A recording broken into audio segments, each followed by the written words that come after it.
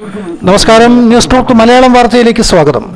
AHSDA secretariat പടിക്കൽ ധർണ നടത്തി. പൊതുവിദ്യാഭ്യാസത്തെ തകർക്കുന്ന സ്കൂൾ ഏകീകരണ നടപടികൾ പിൻവലിക്കുക, +1 പ്രവേശനത്തിലെ മാർജിനൽ വർധനവ് അവസാനിപ്പിക്കുക, ഹയർ സെക്കൻഡറി ക്ലാസുകളിൽ അധ്യാപക വിദ്യാർത്ഥി അനുപാതം 1:40 ആക്കുക, പ്രിൻസിപ്പൽ തസ്തികയിൽ ഹയർ സെക്കൻഡറി അധ്യാപകരെ മാത്രം നിയമിക്കുക, ജൂനിയർ അധ്യാപകരുടെ പ്രശ്നങ്ങൾ പരിഹരിക്കുക, സ്റ്റാറ്റ്യൂട്ടറി പെൻഷൻ പുനഃസ്ഥാപിക്കുക, മെഡിസെപ് പദ്ധതി ഓപ്ഷണലാക്കുക, 12ാം ശമ്പള പരിഷ്കരണ കമ്മീഷനെ നിയമിക്കുക തുടങ്ങിയ ആവശ്യങ്ങൾ ഉന്നയിച്ചുകൊണ്ടാണ് AHSDA സെക്രട്ടേറിയറ്റ് പടിക്കൽ ധർണ നടത്തിയത്.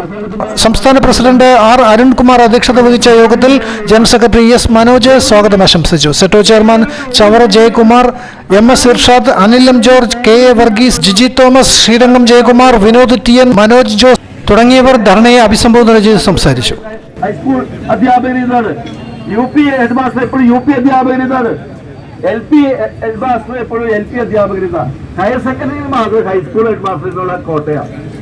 അങ്ങനെ നശിപ്പിക്കാൻ പറ്റുന്ന രീതിയിലൊക്കെ അവർ നശിപ്പിക്കുകയാണ്. മറ്റൊരു വിഷയം ജൂനിയർമാരുടെ വിഷയം.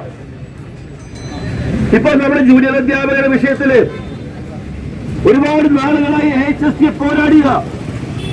അപ്പൊ പല ജൂനിയർ അധ്യാപകർക്കും തോന്നി ഈ പോരാട്ടമൊന്നും പോരാ, ഞങ്ങൾ ജൂനിയർ അധ്യാപകർ തന്നെ സംഘടിക്കണമെന്ന് പറഞ്ഞു. ബഹുമാനപ്പെട്ട എയ്ഡഡ് ഹയർ സെക്കൻഡറി ടീച്ചേഴ്സ് അസോസിയേഷന്റെ സംസ്ഥാന അധ്യക്ഷൻ R. അനിൽകുമാർ സർ, സംസ്ഥാനന്മാരും മറ്റ് സംഘടനയുടെ സമരഭടന്മാർ, എല്ലാവർക്കും സംഘടനയുടെ അഭിവാദ്യങ്ങൾ. ഇവിടെ ഏവർക്കും പ്രിൻസിപ്പൽ പോസ്റ്റിലെ സമ്മേളനം ഏർപ്പെടുത്തണമെന്നാണ് ഈ അവസരത്തിൽ എനിക്ക് പറയാനുള്ളത്. പ്രിയപ്പെട്ടവരെ, ഭിന്നശേഷി വിഷയിച്ച് അദ്ദേഹത്തെ സൂചിപ്പിച്ചു. അധ്യാപകരില്ല. ഭിന്നശേഷി മറവില് ഏകദേശം 15,000-ഓളം അധ്യാപകരെയാണ് ഹയർ സെക്കൻഡറി മേഖലയിൽ മാത്രം വെക്കാതിരിക്കുന്നത്. ഗുണനിലവാരം നഷ്ടപ്പെടാനുള്ള പ്രധാനപ്പെട്ട കാരണം അധ്യാപകരില്ല എന്നുള്ളതാണ്.